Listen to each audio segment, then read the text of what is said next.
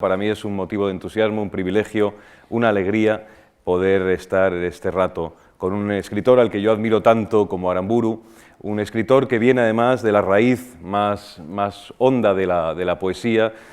Aramburu es sobre todo un poeta que traicionó la poesía por la prosa, con enorme fortuna en su caso, pero es un poeta que ha vuelto siempre a la poesía, si bien en el caudal de su escritura narrativa hay esas vetas de poesía, también en los dos últimos libros publicados que tienen esa reconciliación con ese espacio de la poesía, pero Aramburu es un autor al que le ha sucedido algo muy insólito en la tradición española del último medio siglo, y es que un libro, una novela tan necesaria como Patria se ha instalado en la mucosa colectiva de la democracia de este país, y yo creo que son de esos libros que ya se convierten en el equipaje de mano de varias generaciones para entender una realidad que durante 40 años, digamos que zarandeó los cimientos de España.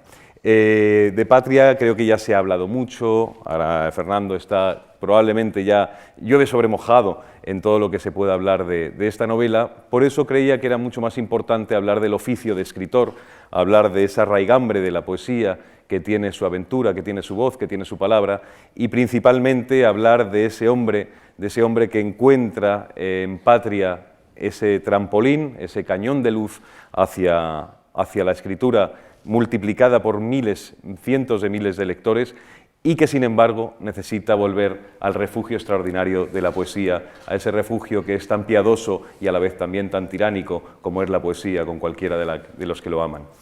Buenas tardes, Fernando. Buenas tardes. También quiero agradecer a la Fundación Juan Marc la invitación que me permite estar ahora ante ustedes. Tal vez pueda ofrecerles algún pormenor de mi actividad literaria que se desarrolla en soledad, como es habitual en nuestro gremio. Gracias a ti, Antonio, por tu disponibilidad, y estoy a tu disposición. Pues podríamos empezar por aquellos primeros años 70 en San Sebastián, donde tú fuiste uno de los fundadores del colectivo Cloc, que era un colectivo de arte y desarte, ahora nos explicarás qué es el desarte, y que además tenía una cierta voluntad inflamable. Era un sano gamberrismo literario con el que vosotros propiciasteis acciones en San Sebastián, algunas que probablemente nos podrás detallar, pero yo creo que esa molécula del gamberrismo, de la cierta desobediencia ordenada quizá, creo que eso tú no lo has perdido y se puede ver incluso en algunos de tus últimos textos. Existe esa ironía, esa parte lúdica de la vida que tú has llevado probablemente como una pequeña herencia que queda de aquellos años de vanguardia cuando mirabais a las viejas vanguardias. Sí, lo que ocurre es que esto no lo veo como una elección personal, sino que va realmente conmigo y a veces va de una manera conflictiva. De hecho, pienso que no hay una sola obra literaria mía que no se define a partir de un desgarro interno, vamos a decir, como de dos equipos que van tirando de una soga, uno hacia un lado y otro hacia el otro. Unos son los que tiran hacia el lado del humor, de la parodia, del esperpento, de lo feo, en fin, de lo que se supone que mueve a los demás a risa, y el otro lado, los otros que tiran de la soga hacia el otro lado, vamos a decir que son los defensores de lo poético, de lo bello, de lo intenso, de lo grato, ¿no? Entonces, he pasado bastantes años favoreciendo a los chistosos, a los paródicos, a costa de la poesía. De hecho, he llegado a creer en un momento determinado que yo me había librado de ella como quien se libra de una esposa molesta, exigente, gruñona, etc. Pero ya veo que no es así, que lo que ocurre es que yo de joven asociaba la poesía con el verso, y fue el verso lo que yo dejé, no la poesía. La poesía ha estado a mi lado durante todos estos años. Y también en mi faceta de novelista, donde a veces aflora en algún párrafo, en algún pasaje, donde me pide que por favor introduzca una nota de musicalidad, tal vez de belleza. ¿Cómo ha cambiado tu escritura, si eres consciente de que ha cambiado, y tu relación con la literatura desde aquellos primeros años de Cloc, hablamos del año 70 y tantos, y además en una condición muy periférica del ejercicio de la literatura, San Sebastián, ¿Cómo ha cambiado hasta hoy, hasta ese autor que reúne en Vetas Profundas esos años de lectura de poesía y de interpretación de lo poético, que es distinto a la poesía? Bueno, ha habido cambios naturalmente porque uno también va madurando, la vida le sacude en su ración de palos como a cualquier otro. Algo no ha cambiado, es mi convicción, mi fe en la literatura, en las posibilidades artísticas de la palabra escrita, en la posibilidad también comunicativa de la literatura. Yo no escribo para mí mismo, no escribo para mi gusto personal. Tengo en cuenta siempre que mis textos están destinados a otros congéneres, a los que no conozco normalmente. Quiere esto decir que al otro lado del escritorio me figuro una especie de fantasma, el lector posible, para el cual me esfuerzo, pensando en el cual creo los recursos, etc. Yo empecé con la poesía, efectivamente, era una pasión que yo tenía. No me he considerado nunca un visitante ocasional de ella, no he sido un turista de la poesía, no llegué para probar, sino que realmente me impliqué enteramente en ella. Esto tiene también un poco que ver con las condiciones sociales en las que yo me crié.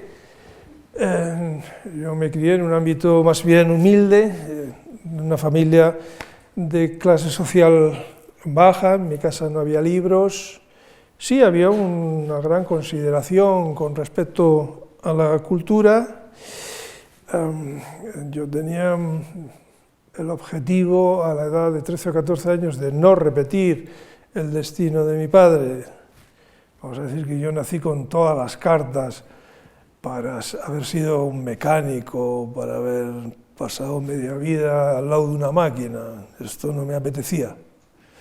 Entonces, mi primera tentativa fue la más socorrida, particularmente en mi tierra natal, que es el deporte. Lo intenté con el fútbol, no funcionó, lo intenté con el ciclismo, ni siquiera me dejaron terminar la primera carrera, porque no llevaba chichonera, entonces no había cascos, y era obligatorio. Lo intenté incluso con el lanzamiento de jabalina, porque leí en el colegio un cartel en el que pedían participantes que representaban al colegio en las distintas modalidades atléticas, y bueno, yo no corría demasiado, tampoco saltaba mucho, entonces vi jabalina y me apunté a jabalina, de manera que la primera vez en mi vida que yo agarré una jabalina fue en el momento de competir. Y aún así no quedé el último. De hecho, tiré varias veces y solo en una se consideró que la punta había dejado una marca. Entonces, descubrí que el dominio de la lengua, el dominio hablado y escrito de la lengua, confería poder. Esto yo lo veía porque, bueno, mi padre me contaba que había subido arriba. Subir arriba significaba subir a la oficina del jefe. Y repetía algunas frases del jefe donde yo apreciaba un vocabulario que en casa no se usaba. Así que mi ingreso en la literatura fue por dos puertas. La puerta del deseo de salir del pozo social, con ayuda del dominio escrito del idioma, y Federico García Lorca, que efectivamente fue, vamos a decir, el autor que a mí me inoculó el virus de la literatura. Y esto ocurrió en el colegio sin la colaboración de ningún compañero. Yo no tuve un Damaso Alonso como Vicente Aleixandre que me proporcionara un libro, en su caso Rubén Darío, sino que me aburría mucho en las clases de matemáticas, de física y química, de religión, prácticamente en todas, salvo en las de lengua y literatura. Y en el libro, que todavía conservo, por cierto, había poemas con dibujos que yo pintaba. Y había algunos poemas de Federico García Lorca por ejemplo el de Córdoba, Lejana y Sola, que yo leía a escondidas durante las clases de matemáticas y además noté que se me quedaban fácilmente en la memoria. Y como ya me lo sabía, me dedicaba a imitarlos en los márgenes de los libros. Esto puede parecer pueril, y lo es, pero a veces una tormenta, un ciclón, según dicen, comienza con el aleteo de una mariposa en un lugar donde no corre el viento. Bueno, tú has hablado de dos puertas por las que has llegado a la literatura, y yo sumaría una tercera, que es el fracaso olímpico, que te ha permitido que podamos disfrutarte como escritor, cosa que habrá que agradecerle al deporte.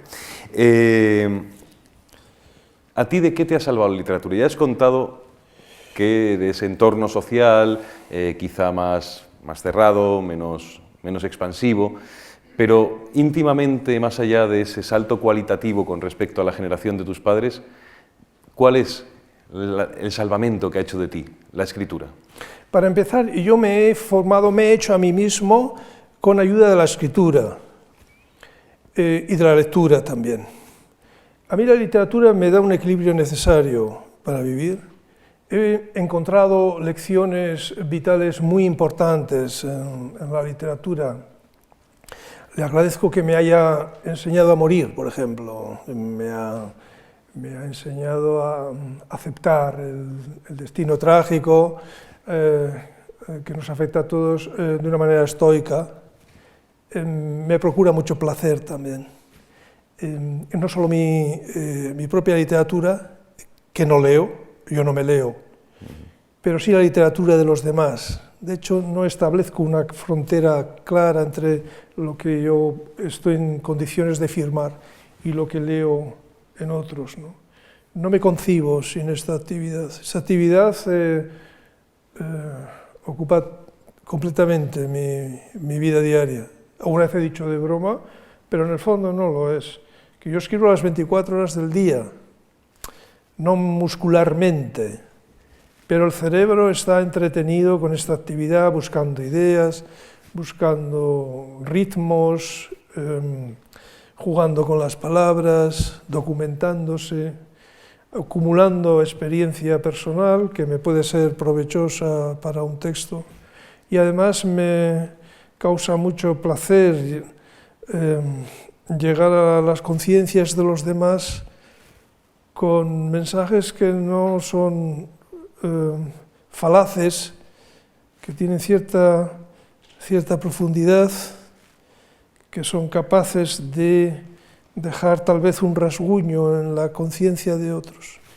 Y todo esto, en lo cual a lo mejor la vanidad desempeña un papel, no lo sé, no me preocupa en absoluto, pero claro, también me gusta que me elogien y estas cosas, pero vamos a decir que el suelo sobre el cual se asienta toda esta actividad es la gratitud. Y esto lo he aprendido con los años, ¿no? De joven yo quería crear una obra literaria valiosa. No me parece mal horizonte, pero con los años uno se da cuenta de que, bueno, no está mal ser esclavo del adolescente que uno fue, porque en realidad yo me he dedicado toda mi vida a cumplirle el sueño de aquel pésimo lanzador de jabalina, que quería ser escritor, y yo estoy como hipotecado por él, ¿no? Cumpliéndole su sueño. Pero luego pienso, no sé, estuve el otro día en el Thyssen, en el museo, vi cuadros maravillosos, ¿no? Pienso en sinfonías que han compuesto otros, en magníficos libros que han escrito otros antes que nosotros, y pienso que no estaría mal intentar también dejarles a los siguientes, no sé, algo que les enriquezca la vida, que se las haga más interesante o más bella, con independencia de que uno lo consiga o no, pero por lo menos uno lo intenta, ¿no? Quizá esto lo he aprendido porque, bueno, soy padre, entonces, claro, mis padres, pues mi padre murió, mi madre es mayor, y sí, puedo darles las gracias, pero esto es meramente verbal. En cambio, pienso que lo que ellos hicieron por mí, yo lo hago por mis hijas, Y algo parecido siento con mi actividad literaria, ¿no? Pienso que formo parte de una cadena positiva, además, constructiva, ¿no? En este mundo nuestro donde hay tanta destrucción, tanto ruido, tanto insulto, tanto grito. A propósito de lo que dices, se me ha venido a la memoria algunos de los textos de Autobiografía sin mí, que yo creo que es donde ahí sí que rindes una cuenta de gratitud, también una cuenta con una cierta distancia de tiempo y desde la clave de lo poético, no sé si de la poesía, pero sí desde la clave de lo poético a esa genealogía tuya, ¿no? A ese linaje tuyo de padres, de hijas, de mujer. Y es curioso porque este libro, para alguien, un varón vasco como tú, con lo púdicos que sois los varones vascos, es un libro donde... Se notaba mucho. Sí. Es un libro donde, sin embargo, hay una apertura de compuertas y uno empieza a lanzar las palabras ya más lejos que la vida y hay casi diría que una especie de rumor impúdico en el mejor sentido de la palabra que acompaña a un poema, que es cuando alguien se deja abrir en canal y permite que los demás accedamos a esa cavidad que se abre dentro del pecho, ¿no?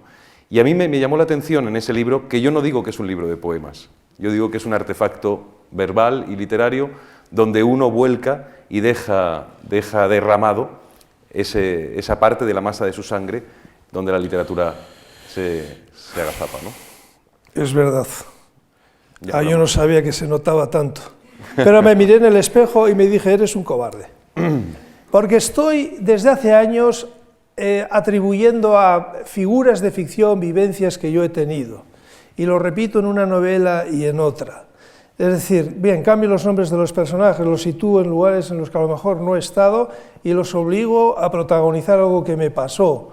O pongo en boca de los personajes pensamientos que tengo, o los hago, no sé, sentir algo que yo he sentido, etc.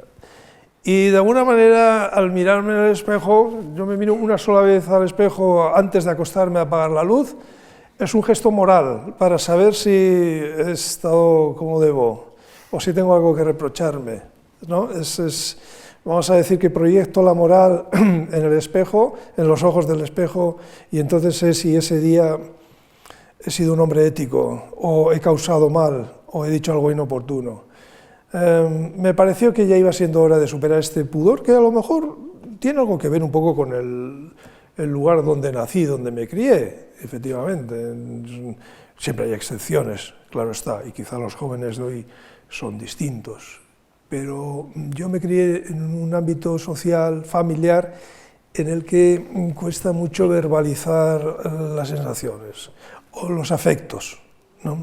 Decir te quiero, no, ya te amo, ya esto ya es pornográfico, pero no sale. Y entonces, bueno, pues a mí mi padre no me dijo nunca te quiero, pero me invitaba a comer unos huevos fritos con jamón y yo sé que eso equivalía a la declaración de afecto, ¿no? Pero también de joven, joder, costaba un poco establecer una relación verbal con genes del sexo opuesto, porque, no sé, nadie nos había enseñado, somos un poco torpes, me parece. Habrá excepciones, pero yo me he criado efectivamente dentro de esa atmósfera de pudor, ¿no? Entonces echamos mano de metáforas, somos muy lacónicos. Llegó el momento en que pensé, esto no puede ser. Tú vas a abrirte, vas a mostrarles a los demás no exactamente tu estructura anecdótica. Si tú no les vas a contar si naciste en un jueves, un viernes, dónde estudiaste, ni en qué fecha perdiste una muela, sino vas a definirte como el ser humano que eres y además frente a las cuestiones de las que ningún ser humano está exento. Este era el criterio de selección de los temas del autorretrato sin mí, que precisamente es sin mí, porque yo no me quería retratar, vamos a decir, mi conformación facial, ni por mi currículum, o, en fin, por mis datos, vamos a decir, que fueran intransferibles. Entonces, nuevamente, con ayuda de la escritura, yo me enfrenté a estos temas como la noche, la soledad, el miedo, la cama, el mar, en fin, o la sidra, el padre, la ausencia del padre fallecido, la experiencia amorosa, la experiencia del amor físico, la paternidad, en fin, 60 textos ante los cuales cualquier lector está llamado también a pronunciarse, a definirse. El lector no averiguará detalles, no sé, relativos a mi educación escolar, pero sí se enfrentará o leerá una pieza sobre una vivencia escolar, de manera que podrá sentirse interpelado y al mismo tiempo que lee, evocar su propia vida, despertar sus propios recuerdos. Y tengo por eso la confianza de que este autorretrato también refleje a quien lee. Y en ese libro yo me he dado entero. Yo me he definido exactamente también con mi filosofía de la vida, con mi gusto por los pequeños placeres, la conciencia de que tenemos un cupo de años, después del cual devolvemos los átomos prestados, lo cual no me lleva a denigrar la vida. Estoy con el abrazo, estoy con la belleza, estoy con la profundidad de pensamiento, tanto si soy capaz de suscitarlo como si lo encuentro en otros, estoy con los paisajes gratos, y eso es lo que ofrecí en ese texto. Y es verdad que me salvé, hablamos de salvar. Yo no creo que la escritura salva como salva un helicóptero a uno que ha caído al mar, pero vamos a decir que mi novela Patria me puso al borde de un abismo, que es el abismo del éxito. El éxito, que tiene su parte grata, etcétera, tiene también un ingrediente de trastorno muy grande, lo pone uno al borde de ser instrumentalizado, de ser simplificado, de tener que de convertirse en una máquina de hablar, que es finalmente lo que me he convertido, a pesar de mi pudor, en teoría. He buscado refugio en la poesía, en la propia y en la de los demás, ya sea tratando de crearla o reflexionando sobre ella. Claro, yo recuerdo un viaje que hice a San Sebastián para verte, me envió Manuel Llorente, que es amigo común, y era para hacer un reportaje en El Mundo con motivo de algunos de los escenarios de Patria.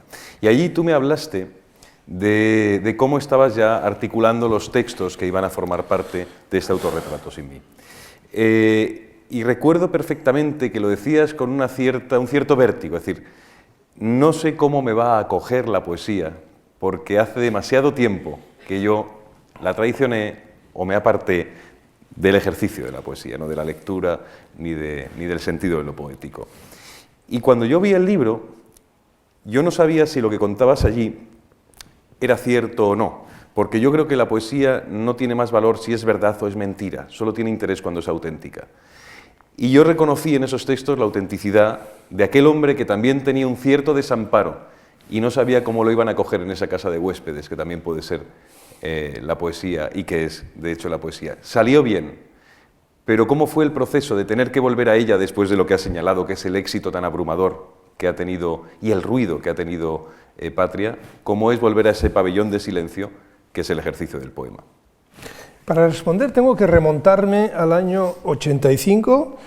En verano del 85 decidí despoetizarme, someterme a una cura de poesía. Es decir, yo quería liberarme principalmente de las manías de poeta. Yo era incapaz de escribir sin contar sílabas, yo tenía callos en las yemas de los dedos. Me horrorizaba encontrar la repetición de un vocablo en 2 renglones consecutivos. Me generaba taquicardia, una cacofonía, una rima interna. Esto no podía ser. Esto era limitador para mí. Además notaba que no me permitía el humor, no podía analizar en un poema, las descripciones tenían que ser por fuerza sucintas, hacía trampas, como hacen muchos, no tenía el buffet léxico del idioma a mi disposición, sino una parte, las palabras que suenan bien, que tienen prestigio poético. Quizá me habría atrevido a usar una de la parte feucha del léxico. Esto no podía ser. Además, mi situación vital había cambiado y por primera vez en mi vida yo escribía desde una perspectiva vital, pero sabiendo que esta existía. Es decir, yo me había establecido en un país cuyo idioma oficial no era el que yo hablaba ni en el que yo escribía. Había perdido de vista mis amigos, mi paisaje de los afectos. Estaba literariamente solo, leyendo de una manera voraz, como quien se agarra a una tabla en el mar, en este caso nuestro idioma literario. Y escribí un libro que consistió en piezas en prosa desde el primer día de colegio, donde di clases como profesor, hasta el último día. Y lo titulé El artista y su cadáver, porque se trataba de matar al artista, al poeta, como incurriendo aposta en todo aquello que me tenía prohibido. Y escribía deliberadamente mal, pero mal no en el sentido de la precisión ni del humor, sino en el sentido del poeta maníaco que se prohibía grandes zonas, no solo de la lengua, sino también de la descripción de asuntos humanos, chascarrillos, o escenas ridículas, o la suciedad, etcétera, etcétera. Ese libro me llevó a la ruptura, a lo que yo consideraba la ruptura, la liberación de la poesía, y adopté la prosa sin saber que, más o menos escondida con la prosa, también iba la poesía, pero de una manera larvada. Soy autor de un libro cruel sobre poetas. Alguno ha dejado de saludarme pensando de una manera un tanto narcisista que he aludido en el libro, cosa que no es cierta. Probablemente este libro, a habidas pretensiones, del que he oído que hay un proyecto de filmación de película, es el punto más lejano al que yo he llegado de lo que entendemos por poético. Así que finalmente me he puesto de rodillas, le he pedido perdón a la poesía, le he pedido que sea compasiva conmigo y hemos llegado a un trato que consiste en que ella no me exige el verso y yo acepto de nuevo intentar en forma escrita la musicalidad, la belleza, la densidad emotiva, estas cositas. Bueno, hay un verso de Vicente Gervasi que dice que el hombre es de la noche que lo sigue y tú estás perseguido por la noche de la poesía, que trae amaneceres fantásticos, pero vamos, no dejas de ser ese hombre que seguido por la noche. Hay otra vertiente muy reciente, no sé si han tenido ustedes ya ocasión de leerlo, y si no, se lo sugiero con entusiasmo, que es las lecturas que tú haces de los poetas, en este caso más magnánimas, en Vetas Profundas, que es el último libro que ha publicado Fernando Aramburu en Tusquets. En Vetas Profundas hay un repertorio, una baraja de lecturas de poetas a los que tú, de algún modo, con los que tú has convivido emocionalmente. Lo singular de esas lecturas es que tú ahí sí has matado al artista, quiero decir, no está ese artista filológico que hay alojado en algunos poetas, no está el artista pedante que también alojan algunos poetas, y sin embargo te has puesto en un momento muy liberado, muy despeinado, y has interpretado la poesía desde un punto de vista tremendamente libre. Cada una de las escalas en las que tú hablas, desde Juan Ramón hasta Rafael Morales, del que nadie se acuerda ya, o pasando por Alejandra Pizarnik o Piedad Bonet, tantos hombres y mujeres, Pablo Neruda, que has ido interpretando, hacen que ese libro sea un libro casi de arena, un libro casi infinito, es decir, un libro donde de repente la poesía se expande hasta los lugares donde cada lector quiera llegar con ella. Y eso es lo hermoso de ese libro. Yo no sé cómo planteas, porque claro, son libros hechos de una reunión de artículos publicados en el tiempo. No sé si viste esa coherencia, si ese entusiasmo de lector entre los primeros y los últimos, que yo creo que no van secuenciados No, en absoluto. No sigue un criterio histórico. Claro. No tengo en cuenta escuelas poéticas ni épocas. Lo que yo hago es una cata de poesía y a continuación, a partir de unos poemas determinados, lo que hago es reflexionar una vez más sobre tantas cuestiones de la vida. Yo no hago comentario de textos en ese libro, no uso una jerga académica, no hay notas al pie de página, no hay bibliografía. De hecho, algún profesor de universidad me hizo algunos reproches, pero yo ya le dije que a mí me da igual lo que significaba un término de un soneto de Góngora en el siglo XVII, porque lo que yo quiero transmitir de una manera horizontal, o sea, no de la cátedra abajo, sino del lector a posible lector, es el sabor que a mí me ha dejado ese poema en mi paladar. ¿Y por qué lo considero poético? ¿Por qué lo considero valioso? Y también por qué me ayuda a aclarar algunos aspectos, algunas facetas de la vida de un ciudadano del siglo XXI. Este es un libro gozoso de principio a final, es un libro además escrito con la intención evidente de meter el gusanillo de la poesía a los posibles lectores. Por eso yo pongo en duda que haya ahí una sola frase que no se entienda. A la primera, además, parto de la convicción de que la poesía es una necesidad básica del ser humano. Yo creo que la poesía es mayoritaria, lo minoritario es leer libros de poemas. Tampoco creo que bueno, porque entiendo por poesía la experiencia de lo poético, que no tiene por qué suscitarla un poema o un texto.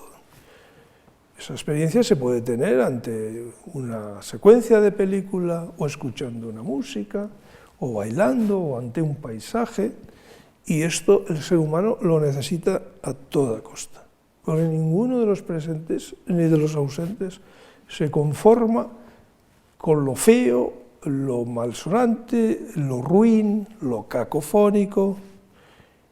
Necesitamos suavidad, necesitamos hermosura. Llegará el fin de semana y la ciudad, muchos habitantes de esta ciudad irán a la sierra, irán al mar, donde están a gusto, donde tienen una experiencia de la vida que les es grata.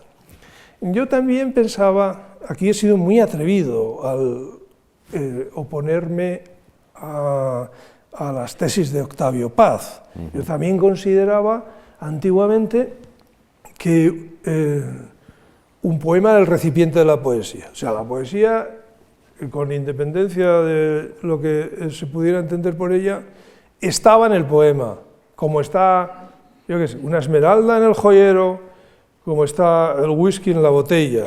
Y el lector no es más que un consumidor que llega y permite al poeta ser poeta. Y más allá de la admiración, pues no le queda gran cosa. No, yo creo que la poesía se da en forma de experiencia en el destinatario a partir de un suscitador, que puede ser el poema. Y desde esa perspectiva está escrito mi libro Vetas Profundas. Me ha gustado mucho que recordaras a Rafael Morales. Yo conocí a Rafael Morales en 1978. Me presenté en su casa, sin avisar. Yo me había agenciado su dirección postal, toqué el timbre, me abrió y me ofreció queso, jamón y una bebida, cosa que para un vasco es un acto de bienvenida de gran nivel, vamos a decirlo así. Me dijo algo que en aquel momento suscitó dentro de mí una discrepancia. Yo tenía 18 años. Me dijo que hacía muchos años que no escribía poema, o varios años, ahora mismo no recuerdo, pero bueno, una larga temporada llevaba el hombre sin escribir poemas, coma. pero me da igual, dijo, porque yo me sé poeta. Esto, en aquel momento, 18 años, no me pareció admisible, porque yo tenía la ilusa convicción de que un poeta lo es cuando está escribiendo, cuando está ejerciendo, precisamente porque tenía esta idea de Octavio Paz, según la cual la poesía es la construcción del poema, y por tanto es el resultado de una manera determinada de emplear el idioma, es decir, de lograr el lenguaje poético, que era también lo que afirmaban los estructuralistas. En cambio, Rafael Morales iba mucho más allá y consideraba que la poesía era como una lección de vida. Él se había construido con la poesía. Esto quiere decir que hiciera lo que hiciera, estuviera donde estuviera, él llevaba la experiencia poética con él y por tanto tenía la suficiente sensibilidad para, ante un árbol de la calle o ante un pájaro, tener una reacción positiva desde el punto de vista poético, y tenía la capacidad de disfrutar de lo bueno de la vida, estuviera donde estuviera. Esto lo he aprendido mucho después, he necesitado tiempo, y creo que es verdad. Y creo que es verdad, como dice mi amigo Irazoki, que la poesía es una modalidad o es una forma de la bondad. Es decir, que no se trata solamente de leer buenos poemas y decir, oh, qué bonito, sino que realmente nos ayuda a construirnos como seres sensibles y como seres morales también. En estas vetas profundas, en esta reunión de los textos, hay también uno saca una conclusión de las muchas que puedes sacar alrededor de todos los poetas que están allí tratados, y es que la poesía al fin y al cabo es un voy contigo.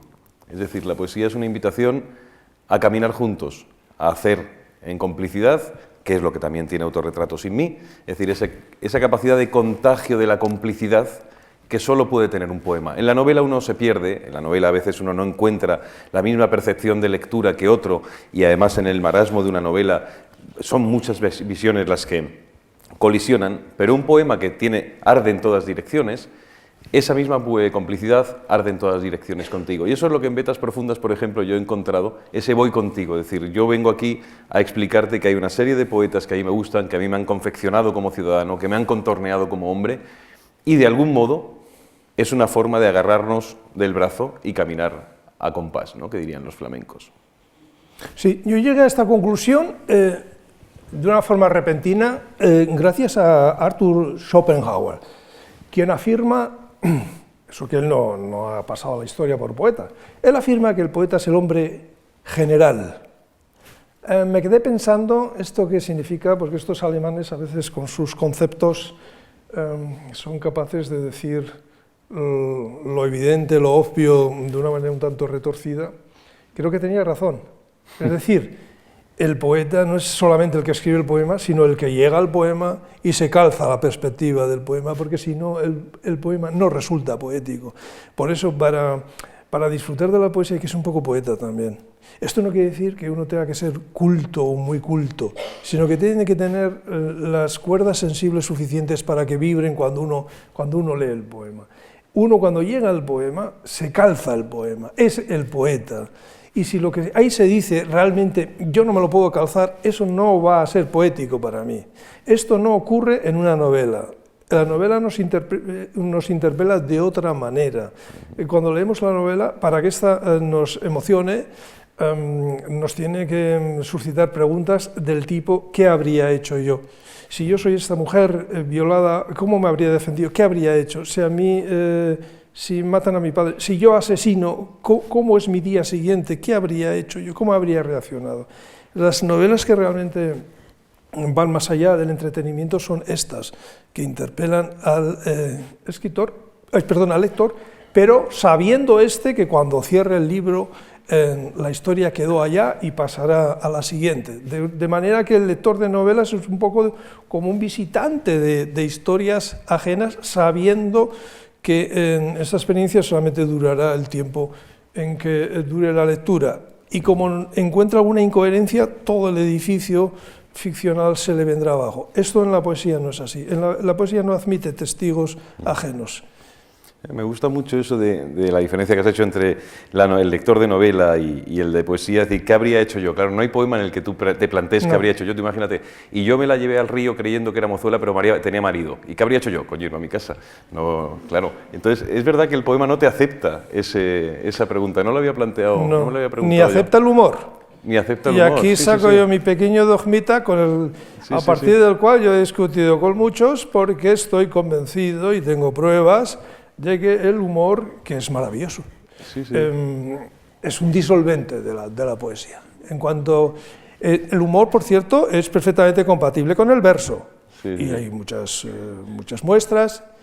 No es raro que cuando discuto sobre esta cuestión se me ponga adelante el nombre de Quevedo, siempre se habla de Quevedo, aunque sus letrillas, en fin, sus poemas de tipo jocoso, humorístico, son de una enorme crueldad, ¿no?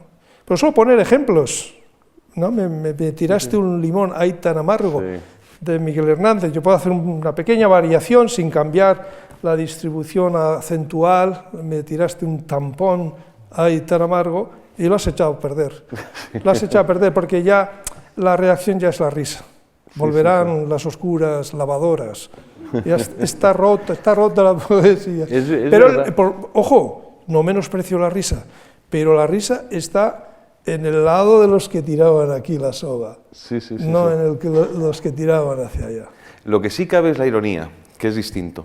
Lo que sí cabe en el poema es... O la ternura. O la ternura. Yo pienso en Lafort, por ejemplo, que es un poeta absolutamente irónico y a veces excesivamente sarcástico, pero hay una profundidad a veces en eso, en ese tipo de poetas que no toman la impostura, es decir, no hacen un poema falsificando palabras para hacerlas más graciosas, sino que sencillamente en el poema hay una veta irónica que sí que puede tener su amargura, puede tener su destemplanza. Cuando el pobre César Vallejo, que estaba el pobrecito aislado y padeciendo hambre en París, menciona su burrito de Perú. Los que leemos ese texto realmente no nos reímos. Vemos el rasgo jocoso, pero tan envuelto en ternura y en nostalgia que efectivamente la reacción que nos produce este tipo poético, efectivamente, sí o no, tampoco aquí hay una frontera clara, ¿no? Sí. Oye, y antes citabas como quizá el percutor de todo tu entusiasmo por la poesía, Federico García Lorca. Es curioso porque en tu escritura no se aprecia tanto ese rumor de Lorca. Es decir, imagino que la afinidad, más allá de estética, es una afinidad moral, es una afinidad que viene sobrevenida por el entusiasmo, pero es verdad que a veces nos gustan aquellos poetas o admiramos a aquellos poetas que no necesariamente forman parte de la tradición que nosotros nos hemos hecho como escritores. Ni falta que hace. Es decir, mi vida no está rodeada de toros, de arrayanes, ni de gitanos, ni de guardias civiles que van por el campo solos. No, esto no tiene por qué ser así, pero ya yo le debo a García Lorca la fascinación inicial. Y hay algo que todavía me sigue fascinando, y es que escribiera lo que escribiera este hombre tenía una gracia especial. Y esto no se aprende, esto o lo lleva uno o no lo lleva. Porque, vamos a decir, escritores en general, no solo poetas con una escritura realmente excelsa, bien construida, hay muchos. Pero uno nota a veces que hay falta la definitiva gracia, el duende que tenía este hombre, ¿no? Y de García Lorca pasé ya a los siguientes, porque claro, esto era un rosario gozoso de descubrimientos continuos, y la siguiente fascinación fue Vicente Aleixandre, en quien yo ahora mismo no puedo pensar sino con mucha pena, porque el sábado pasado yo estuve en su casa. Alejandro Sanz, el presidente de la Asociación de Amigos de Vicente Aleixandre, me mostró un poco la casa. Esto es una vergüenza, y lo digo aquí con claridad. Yo no soy un hombre que practique la queja en público, nunca me ha gustado esto, pero es verdaderamente doloroso, lamentable encontrar la casa, que fue de Belintonia 3, estar una calle con el nombre del propio poeta, completamente en ruinas, con las paredes agrietadas, vacía, robaron los picaportes de las puertas, la grifería, totalmente inutilizada. A mí esto me parece realmente lamentable. Y tengo un sueño, a mi edad todavía se pueden tener sueños. Y es que había en la casa de Vicente Aleixandre, en bolsas de basura, ahí en una especie de trastero, bolsas de basura negras, tablillas del suelo, del entarimado que cubría las baldosas de la cocina, y con el permiso del presidente de la Asociación de Amigos de Vicente Aleixandre, cogí una tablilla, un poco como un acto simbólico por salvar de la desidia de nuestras autoridades una piececita de la casa de Vicente Aleixandre, la casa, por cierto, donde Federico García Lorca leyó, al parecer por primera vez, los sonetos del amor oscuro, por donde pasó Miguel Hernández, por donde pasaron tantos poetas, ¿no? Claro, y si cayera la breva y realmente se restaurara la casa, se le diera con espíritu pedagógico un sentido cultural, pienso en la casa de Günter Grass en Lübeck, o la de Goethe en Frankfurt, a donde van los niños de los colegios y se les muestran vídeos, reportajes, primeras ediciones, alguna carta manuscrita, ¿no? Y se les mete un poco el gusanillo del cultivo cultural, que en definitiva es el cultivo de la calidad de la persona. Si eso se produjera alguna vez, yo restituiría la tablilla en la casa de Antonio Andrés. Es un buen compromiso. Claro, es que tienes tu razón. Esa tablilla probablemente ha sido pisada por gran parte de la poesía española del siglo XX. Es decir, y desde para el unos 27 hasta los ocupas, jóvenes. porque he sabido también que la casa fue invadida. Sí, es que también. es verdaderamente lamentable. Es una desidia. En fin. Bueno, volviendo a tu obra y a la escritura y a la literatura, creo que sería interesante saber, claro, después del impacto de Patria, cómo escribes tú ahora. Es decir, todo eso que uno detecta en tu escritura, que hay un cierto reposo, una cierta demora incluso en escribir, un cierto gusto por la no prisa.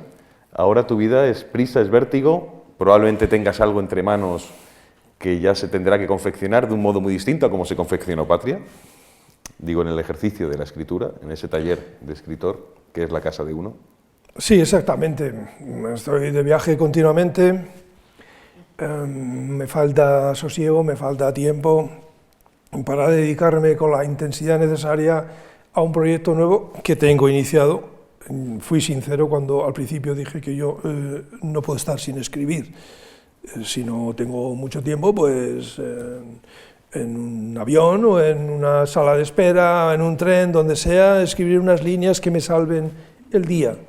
Sabes que he terminado con mis colaboraciones fijas en la prensa, que me gustaban mucho y que me daban mucho placer, precisamente para ganar tiempo en favor de la literatura. Yo tenía la esperanza de que este revuelo en torno a mi libro, que ha sido muy positivo, pues fuera ya remitiendo, pero es que son 29 contratos para 29 países, y a un editor extranjero que ha puesto ilusión y ha puesto dinero también, no se le puede decir que no. Entonces tengo que ir a hablar, a promocionar el libro, etc. Y esto se está alargando mucho y realmente yo miro mi agenda del 2019 y voy a estar poco tiempo en casa. Y además llego a sitios excelentes. Yo qué sé, yo estuve en Venecia, no vi nada, es que no tuve, aparte de que llovía, no, o sea, quiere decir que tampoco el complemento del gozo tampoco viene aparejado con la tarea que haya que despachar. Pero a pesar de todo eso, tú sí tienes ahora mismo... Yo tengo ahora mismo un proyecto grande y por supuesto tengo mucha disciplina y además es uno de esos proyectos... Es fácilmente explicable, creo, si ustedes tienen afición a los libros, de vez en cuando, o quizá con frecuencia, decidimos leer un libro grueso. Y uno se sienta ya con otra actitud, como diciendo, bueno, aquí necesito el tiempo, voy a leer con calma, ¿no? Con ese ánimo he emprendido yo la escritura de una novela gruesa en la que me lo voy a jugar, sí, porque es un proyecto complejo, puede salir mal, porque esta es otra. Esto, lo que hacemos no es el resultado de aplicar unas recetas. Que, por cierto, cuando me invitaron a hablar aquí, me dijeron que al principio tendría que exponer mi poética. Me alegro mucho de que no lo hagamos, porque yo no tengo ninguna poética. Quiero decir, no tengo fórmulas, no tengo, no sé, un cuerpo de convicciones, un método, no lo tengo. Cada obra considero que es un camino recorrido y, por tanto, no vuelvo a él, sino que emprendo otro. El reto técnico para mí es muy importante. Y entonces, empezar una obra supone volver a las incertidumbres, a las dudas, a la inseguridad de siempre, como el principio. Cada libro es como si fuera el primero, aunque es verdad que uno ya va aprendiendo de sus errores y los evita, entonces, en fin, se enfrenta con otros errores, pero que son nuevos, según me han dicho. Bueno, dices que no tienes método, pero tienes mapa. Es decir, lo que se ha desplegado aquí ha sido, en este rato que llevamos, un mapa de escritor y un mapa de lector. Es decir, ya con eso no hace falta más método que lo que uno ya lleva acumulado. Ah, pues si es así, me alegro. Lo que sí tengo es disciplina, Sí. lo que supone que uno se exige a sí mismo también una cantidad de trabajo y llevo una vida muy ritualizada, de manera que todos los días hago las mismas cosas en los mismos momentos. Ahora estoy fuera de casa, pero si no fuera así yo les podría describir mi día de mañana o de pasado mañana con gran exactitud, a menos que ocurra un imprevisto. Pero todo sucede, transcurre a las mismas horas, con los mismos trucos para que el cuerpo no moleste, que a veces necesita alimentación, necesita bebidas, se le da para que ya esté calladito, y uno se convierta en cerebro y manos, que es ya suficiente para escribir. Cuando tengo esa regularidad, que probablemente para muchos congéneres sería difícil de soportar, yo soy productivo, entonces busco esta rutina, esta repetición de actos de manera deliberada. O sea, aquello que decía Hannah Arendt del relato constante, es decir, de mantener siempre el relato vivo y el relato constante, en este caso. Sí, pero también lo decía con respecto naturalmente a la historia terrible en la que ella se vio implicada. Evidentemente, nunca sabremos realmente cuál es la repercusión de aquello que transcribimos por escrito, pero evidentemente, mediante los testimonios, creamos el material de la memoria, y ella postulaba el relato constante. Así es. Y ya que citas la memoria, que para eso traía Hannah Arendt, la memoria es uno de las bujías principales, de los motores de explosión principales de tu escritura. Todo viene, hablábamos hace poco de Autorretrato sin mí, hablábamos de Vetas profundas, todo eso es material de la memoria, todo eso es combustión de memoria, de tiempo asimilado. Entonces la memoria, patria es un peso de la memoria, los peces de la amargura son el peso de la memoria. Es decir, la memoria tiene en ti una importantísima figura, un importantísimo referente. Y hasta el punto de que estas obras que has mencionado en el fondo son descargas de memoria, es decir, que uno lleva por dentro vivencias, recuerdos, sensaciones, sentimientos, etcétera, etcétera, y los tiene que evacuar como sea, porque esto oprime mucho por dentro.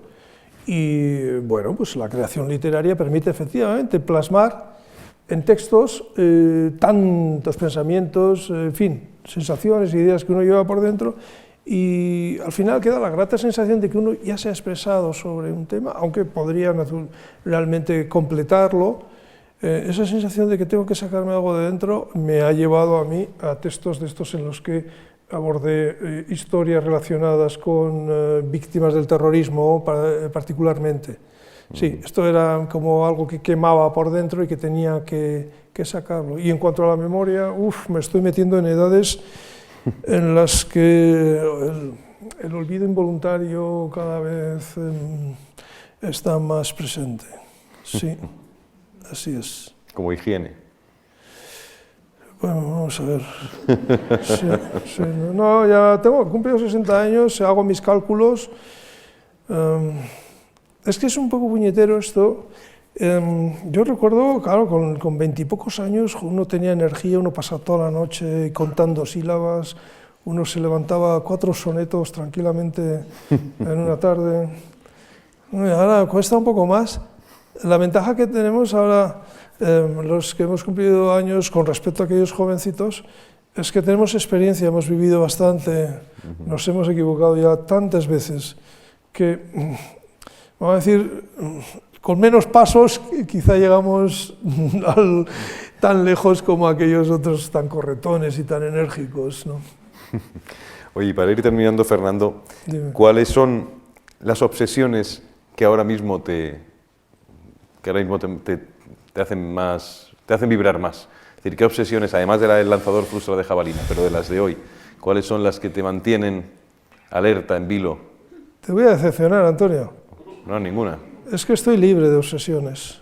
Sí, no tengo, yo que sé, un monotema, no sueño. Cuando en una ronda de conversación surge el tema de los sueños, no sé qué aportar, porque yo no sueño nada, no sé, no, ¿qué va? Sí, bueno, tengo mis pequeñas preocupaciones, pero son tan livianas, tan vulgares, tan cotidianas. No vivo solo, naturalmente. Si un familiar tiene un problema o si una hija mía contrae una enfermedad, pues probablemente esto me causaría una gran preocupación. Pero no sé, yo no soy un amuno deseando salvarse como sea, él con su alma a la espalda. No. Ahora, un escritor... Por lo menos esta tarde no tengo obsesiones. Un escritor sin obsesiones es una anomalía, ¿eh? O un tío vulgar y corriente, un fracasado. Pero yo no voy a fingir obsesiones aquí delante del público. Lo siento mucho. Ahora que decías que hablábamos de las obsesiones, tú sabes que la literatura muchas veces... hay quien la ha estudiado, a mí me parece que ya es echarle demasiada carga de dinamita, pero bueno, la ha acercado mucho a las neurosis, a las pequeñas neurosis de los poetas principalmente, más que de los narradores, la poesía como una forma de desalojar ciertas neurosis. Es decir, si tú no tienes obsesiones, ya no te pregunto por las neurosis. No, eso me parece legítimo. Ah, eso sí. Porque es que lo decisivo y fundamental no es ser neurótico, ni estar al borde del suicidio, o haberse enamorado de un ser maravilloso. Lo decisivo, fundamental, es ser productivo. Eso es. Por eso a mí equivocarme, siempre y cuando yo no tenga responsabilidades, ¿no? Familiares o de cualquier otro tipo, no me preocupa gran cosa, siempre y cuando me dé lugar a una página valiosa, un poema, bueno, más o menos presentable.